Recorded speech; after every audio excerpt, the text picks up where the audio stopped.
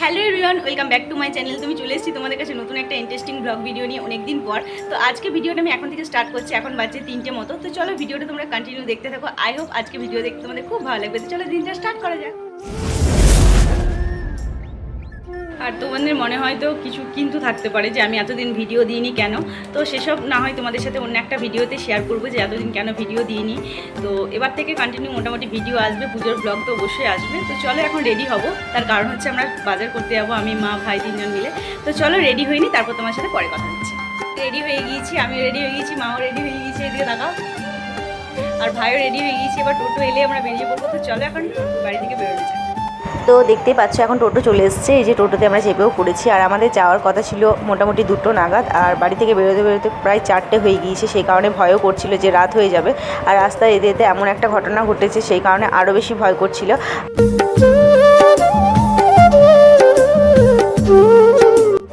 তো দেখতেই পাচ্ছ এখন শাড়িগুলোকে আমি গায়ে দিয়ে দিয়ে দেখছি যে কোনটা আমাকে মানাচ্ছে। তো গ্রিন কালারটা আমার বেশ ভালো লাগছিল, কিন্তু গ্রিন কালারের শাড়ি একটা আমি কিছুদিন আগে নিয়েছি, সেই কারণে ভাবলাম যে গ্রিনটা আর নেবো না।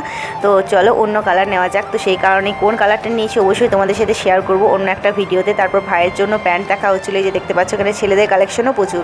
আমরা কসমো থেকে বেরিয়ে পড়েছি, ডাইরেক্ট এসে একদম কসমোতে ঢুকেছিলাম। তো ওখানে সেরকম আমার কিছু পছন্দ হয়নি, শুধু একটা শাড়ি নিয়েছি, তোমাদেরকে বাড়ি গিয়ে দেখাবো। তো চলো এখন দোকানের দিকে যাবো, দোকানে গিয়ে কিনি না নিই তোমাদেরকে সবটাই দেখাবো।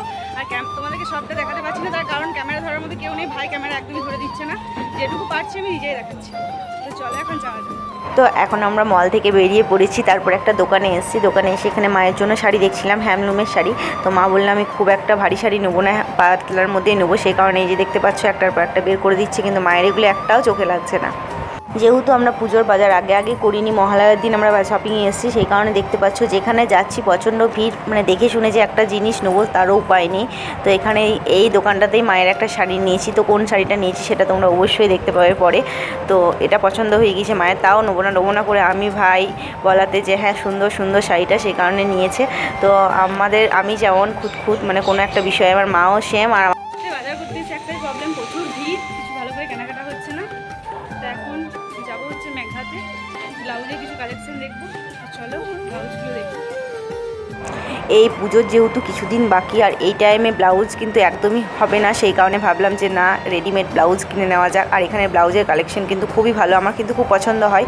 তারপর ভাইয়ের জন্য দেখতে এলাম। তো ভাইয়ের তো অনেকক্ষণ ধরে দেখাদেখি হচ্ছে, কিন্তু একটা ওর পছন্দ হচ্ছে না, কি মুশকিল।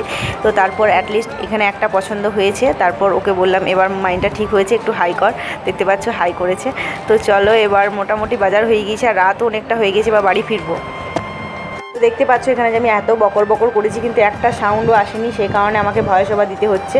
তো অলমোস্ট আমাদের বাজার মোটামুটি কমপ্লিট, সেই কারণে বাড়ি ফিরছি। দেখতে পাচ্ছ কোল্ড ড্রিঙ্কস আর চপ খেতে খেতে। চলো আজকে ভিডিওটা আমি এখানে এন্ড করলাম। ভালো লাগলে লাইক কমেন্ট শেয়ার সব কিছু করে দিও। তো চলো আজকের মতো টাটা।